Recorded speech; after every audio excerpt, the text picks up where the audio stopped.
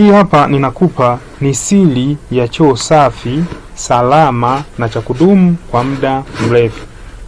Vidokezo vya kitaalamu kwa kila nyumba.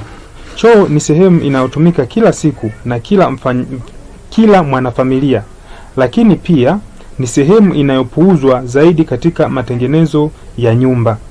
Fuata vidokezo hivi 5 vya kitaalamu na choo chako kitadumu kwa miaka mingi bila matatizo. 1. Safisha choo mara kwa mara.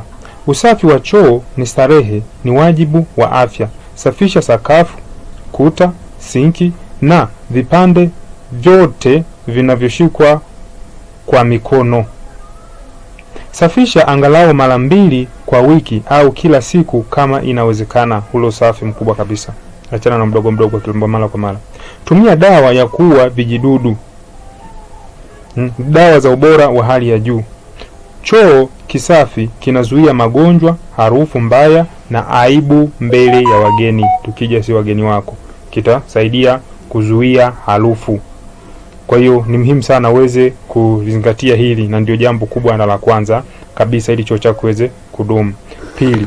Tumia vifaa bora vya ubora wa juu.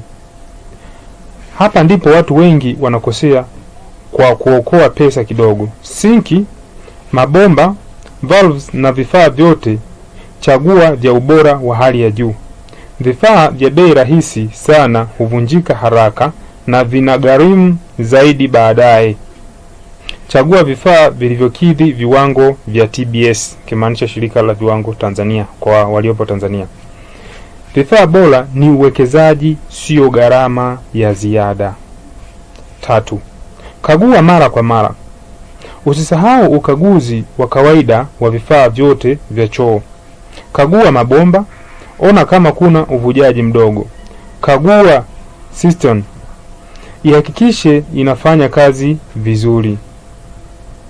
Kagua valves zote zifanye kazi bila kukwama. Tatizo dogo unaloliona leo linakuokoa hasara kubwa kesho. 4. Epuka kemikali zenye asidi kali. Kemikali kali zinaweza kuharibu choo chako polepole bila wewe kujua. Zinaoza porcelain ya choo, zinaharibu plastiki ya vifaa, zinaoza mabomba ya ndani. Hizi zinasababisha kuozesha.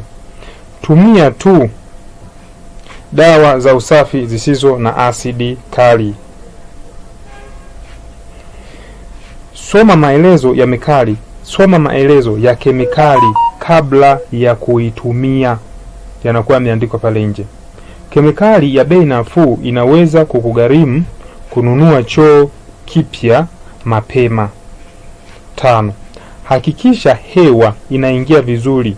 Choo chenye unyevu mkubwa na hewa mbaya husababisha haya: harufu mbaya inayoenea nyumba nzima kwa kile choo cha ndani, ukungu unakuwa ukutani na sakafuni, uharibifu wa tiles na rangi za ukuta. Hakikisha choo kina dirisha linalopitisha hewa ya kutosha, na ndio maana tunaowajengeaga kuwa na hakisha nawekea dirisha kubwa ambalo na uwezo wa kupitisha hewa na mwanga ya kutosha. Weka fan ya uingizaji hewa kama dirisha halitoshi. Sasa hapo ni gharama za ziada sasa hii. Fungua dirisha baada ya kutumia choo kila wakati ili kuruhusu hewa safi kuingia na hewa chafu kutoka. Hewa safi ndani ya choo ni sawasawa na afya bora ya familia yako yote. Nikikuletea muhtasari wa kitaalamu hapa unasema hivi: safisha mara bila kukosa. Safisha mara kwa mara bila kukosa. Vifaa bora si bei rahisi tu. Kagua mabomba na valves kila wakati.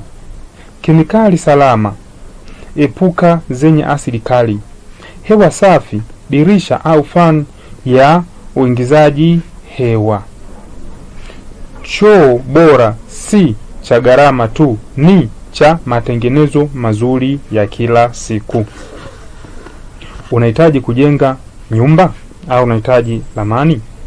Mjenzi wa Nyumba TZ tunatoa huduma hizi hapa kwa gharama ya mapatano kabisa: michoro ya kisasa ya nyumba za kuishi na biashara, usanifu unaokidhi viwango vya serikali, ujenzi kamili na nyumba za aina zote kuanzia msingi hadi kukabidhi funguo, makadirio sahihi ya gharama nikimaanisha BOQ, unajua gharama kamili kabla ya kuanza, usimamizi kamili wa ujenzi, kukamilisha kazi inakamilika kwa wakati, ushauri wa kitaalamu tunatoa pia.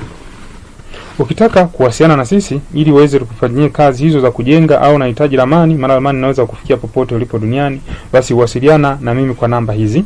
Kama utatumia simu ya mkononi na unapiga unatuma message ya kawaida, namba ni 07 12 93 70 90. Pia unaweza kuwasiliana kwa njia ya WhatsApp kwa namba 07 65 93 70 90. Bila kusahau email yetu ni info@mjenziwanyumbatz.com. Tunapatikana Mbezi, Dar es Salaam, Tanzania. Nyumba bora hujengwa na fundi bora, na fundi bora anajali kila sehemu ya nyumba yako. Mjenzi wa Nyumba TZ tunajenga maisha, sio kuta tu. Naomba uweze kununua kitabu hiki unachokiona, utajifunza mambo mengi zaidi. Kinaitwa Usiyoyajua kuhusu Ujenzi. Kinauzwa shilingi 7,000 kwa soft copy. Unatumia popote ulipo duniani. Shukrani sana na majukumu mema.